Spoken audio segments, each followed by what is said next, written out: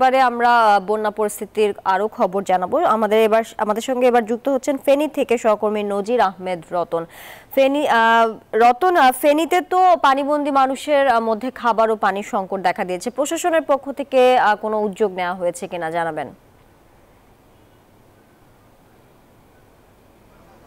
জি তানি, আমি এখন রয়েছি ফেনী শহরের পৌর এলাকার 1 নম্বর ওয়ার্ডে। এখানে আপনি দেখতে পাচ্ছেন যে আমার পেছনে এখনো কিন্তু বুক সমান পানি রয়েছে এবং আরো ভেতরে প্রবেশ করলে সেখানে গলা সমান পর্যন্ত পানিতে এখনো বাসা বাড়িগুলো নিমজ্জিত রয়েছে। মানুষকে অর্থাৎ খাবারের জন্য অনেক দূর সাঁতরিয়ে আসতে হচ্ছে।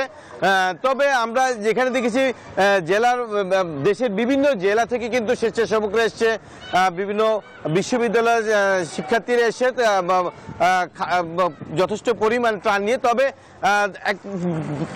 প্রচুর পরিমাণ ত্রাণ থাকলে কিন্তু তারা প্রত্যন্ত এলাকা অর্থাৎ এখন এমনই ফুরফুরে মনে থাকবে সবাই। বসুন্ধরা টয়লেট্রিজ, ফুরফুরে মন সারাক্ষণ।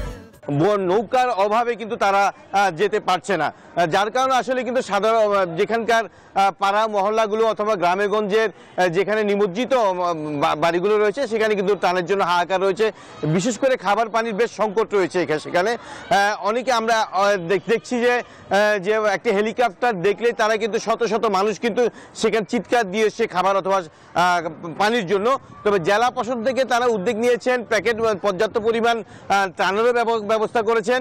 তবে প্রায় 8 লাখ মানুষ কিন্তু পানিবন্দী, সেখানে সেটা পর্যাপ্ত নয়, একেবারে অপর্যাপ্তই বলা যায়। এবং সাধারণ মানুষ থেকে যেসব ত্রাণের ব্যবস্থা করেছে অর্থাৎ নৌকা এবং স্পিড বোটের অভাবে কিন্তু সেখানে খাদ্য পৌঁছতে পারছে না।